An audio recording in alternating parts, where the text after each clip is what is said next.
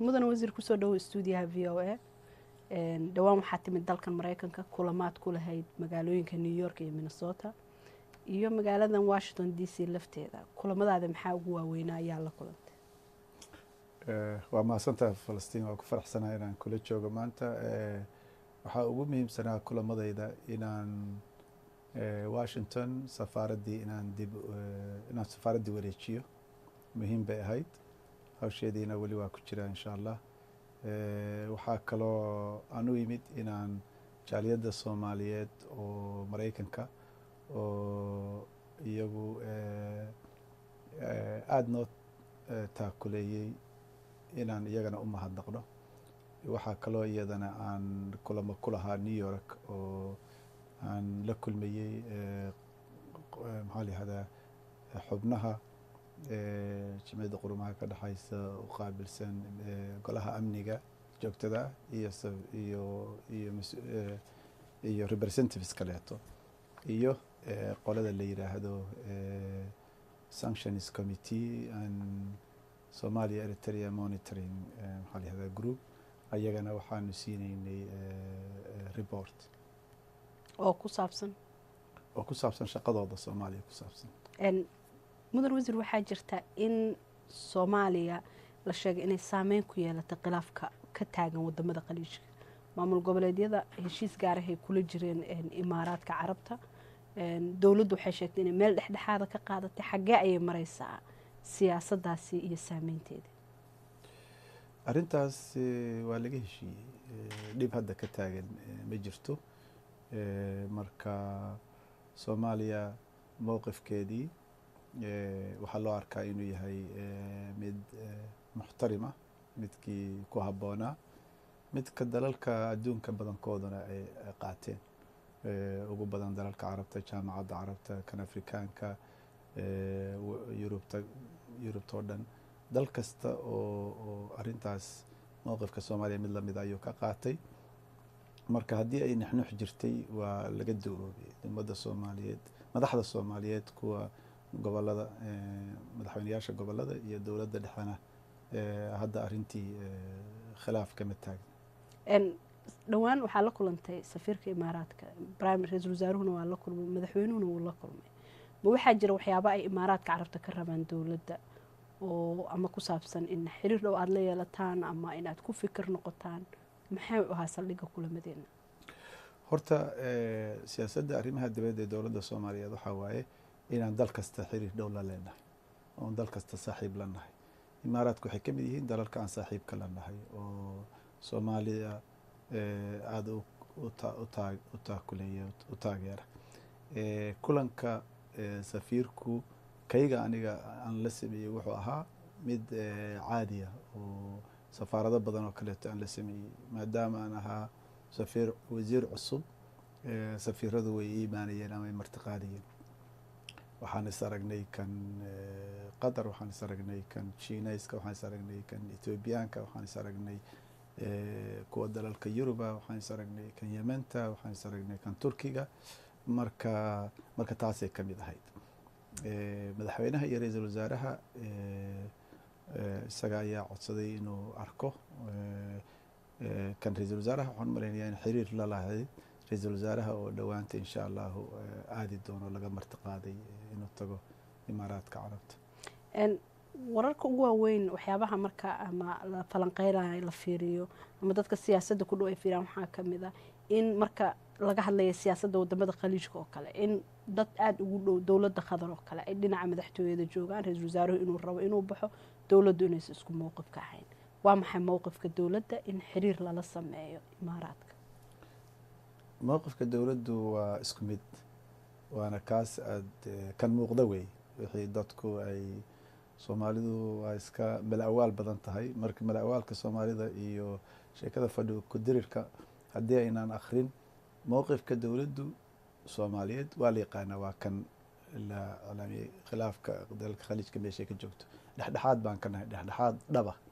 dhexdhexaadnimada iyadu ma aha inaan la jiro qatar ama imaaraadka la jiro ama sacuudiga la jiro. wixii intaa ka soo harana dalalka khaliijka kulligood saaxiib baan la nahay. marka imaaraadka xiriirka noo dhexeeya waa mid walaalnimo waa mid saaxiibtinimo, waa mid iskaashi. sidaas oo kaleeto kan sacuudiga noo dhexeeya, kan kuwait noo dhexeeya, kan qatar noo dhexeeya, waa isku mid. maalintii aada la kulantay safiirka imaaraadka carabta kadibna ra-iisul wasaaruhu uu la kulmo safarka uu soo baxay, haddana waxaa soo baxday in senator cabdi qaybdiid uu sheegay in arinta imaaraadka aan la xallin. imaaraadka ay ahaayeen dadkii soo weerara gurigiisa. dad badanna waxay u arkeen taas inay tahay mid ka imaanaysa dhinaca madaxtooyadoo kale, culays ka imaanaya siyaasad ahaan in weli ay muuqato isjiijiidka imaaraadka iyo qatar ee dowladda dhexdeeda ah. maxaa dhihi lahayd? anigu waxaan dhihi lahaa isjiijiid ma jiro. arinta ku saabsan cabdi qaybdiid iyo gurigiisa gardaradii loo geystay violationkii waa arin baaritaankeedii weli socdo, marka kama sii hordhacayno. laakiin waxaan ku xaqiijinayaa madaxtooyada, xafiiska ra-iisul wasaaraha, mowqifka dowladda soomaaliyeed inuu isku mid yahay.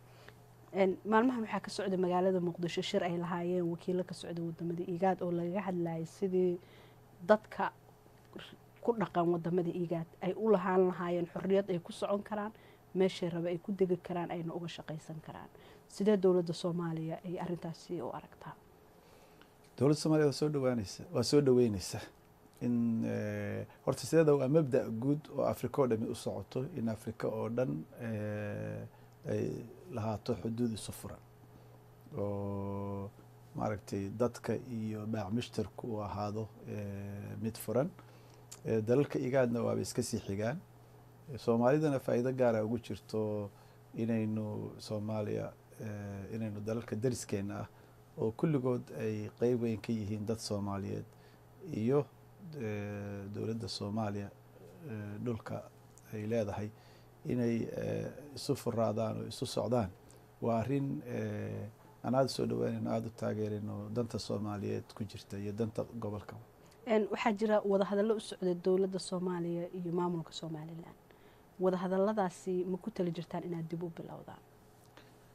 ha wixii wada hadal ah oo dadka soomaaliyeed isku soo dhaweynayo, isku soo celinayo, midnimadooda ay kaga tashanayaan iyo mustaqbalkooda, dowladda soomaaliyeed diyaar bay u tahay. awalla diyaar bay u ahayd maamuladii horeeto oo soo maray dalka. maamulkana sida madaxweynaheenu uu hadda ka hor tilmaamay ama uu ku hawshoon yahay, waa insha allah soomaaliya waa wada hadlaysaa. ma jiraa marka wax qaban qaabo ahoo socda iyo meel loo calaamadeeyey in kulanka ugu horeeya uu ka dhaco? may weli waa socotaa qorshaheedii, laakiin hadda wax wakti la qabtay iyo meel la qabtay in lagu kulma ma jirto. maxaa la filayaa haddii la qabto lacala shirkaasi? maxaa isleedihiin ka dowlad ahaan way wanaagsan tahay inay kasoo baxaan?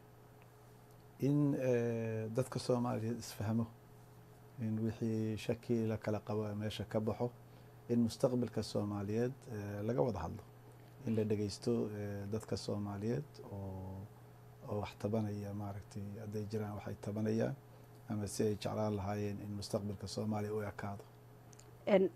sidee u aragtaa wadahadallada u socday dowladda ethoobiya iyo ONLF? dowladda federaalka ah golaha wasiirada hore waxay u sheegeen in ONLF ay u aqoonsan yihiin urur argagixiso. hadda dowladda Etoobiya la hadlaysa oo Nairobi la fadhisa. sidee adinku u arkaysaan? annaga waxaan u arkaynaa wada hadal kasta oo nabad iyo wanaag iyo xasilooni keenaya maxaa la yihahdaa gobolka ama dal ka mida dalalka gobolka inuu yahay mid faa'iido leh. waana soo dhaweynaynaa, waana taageeraynaa. waa mahadsantahay mudan wasiir. waxaa jira adigana horaa safiir u ahayd, safaaradaadina waa kusoo biirta. dhowr safaaradoodaa bannaan oo dowladda federaalka weli aanay buuxin oo caqabado ay ka taagan yihiin adeegyadii ay dadka u qaban jireen. maxay tahay qorshaha wasaaradaada gaar ahaan ee ku aadan buuxinta safaaradahaas bannaan? waa in la buuxiyo. dabcan waad og tahay in soomaaliya ay ka soo baxday wakti dheer oo tabar dari dowladeeda. marka hadda iyo sanadihii lasoo dhaafay oo soo kabashadii ay bilaabatay, waxaa socda dadaalo ah in safaaradaha la bixiyo ama la geeyo dad ku habboon oo shaqadii dee safaaradda qabta. waad ogtahay safaaradda maraykankaba inay waqti qaadatay in loo helo in dib loo furo marka qorshihii waa socdaa laakiin dee xaaladday jirtay daraaddeed ayaa ka dhigaysay inaan ilaa hadda aan la buuxinin haddase dadaal badan bay runtii wadaa maamulka hadda jira madaxweynaha iyo ra-iisul wasaaraha labadaba waxaa ka go-an iyo wasaaraddayadaba in soomaaliya representationkeedii ama matalaadeedii dunida ku lahayd uu noqdo mid dhamaystiran ama ha noqdo si xiriir fiican loola sameeyo dalalkaas safaaradaha aynu ka furan doono ama ha noqoto dadka soomaaliyeed oo meelaha jooga inay helaan maxaa la yihahdaa hawlihii ay u baahnaayeen. su-aasha ugu dambaysan raba inaan ku weydiiyo wasiir waxay tahay waxaa la yidhaahdaa wasiirada soomaaliya waa isbedbedelaan waxaa laga yaabaa hal wasiir arrimo dibadeed oo dal ama wadamada deriska ama wadamada carabta ka mida in inta uu xilka haya ay soo marto 4-5 wasiir arrimo dibadeed oo soomaaliya ah isbedbedelka noocaasi ah ee lagu sameynayo wasaaradda tusaale ahaan arrimaha dibadda oo kale oo ay dhib badan tahay mararka qaar inay xataa leeyihiin waxa loo yaqaano career diplomats ama siyaasiyiin muddo soo shaqeeyey oo siyaasadda arrimaha dibadoo kale waaye aragnimo badan u leh sidee isleedahay way u saameysaa shaqada wasaaradda? anigu dhib badan uma arko waxaan qiyaasayaa inay tahay wadcigu inuu keenay dalalka kaleeto iyo inaga layskuma keen garab dhigi karo gaalada waxay yidhaahdaan comparing oranges and apples dalalka kaleeto waa dalal siyaasadooda deganeyd xisbi la yaqaano uu maaragtay waddanka maamulo innaga waxaynu ku jiray kufaakac waxaynu ku jiray waqti transition ama kala guur ah sidaa daraaddeed mararka qaarkood khilaafaad ayaa imaan jiray ra-iisul wasaaraha la bedelayey oo mid kale lagu bedelayay ra-iisul wasaaraha la bedelaa xaq buu u leeyahay inuu sameeyo dowlad kaleeto marka sidaas ayaynaan ula mid ahayn kenya iyo etoobiya iyo ruwanda iyo maaragtay jabuuti iyo marka inagu qolo waliba baahidooda ayay maxaa la dhahaa qof waliba sida qodaxdu u muddo u dhutiya ma garanaysa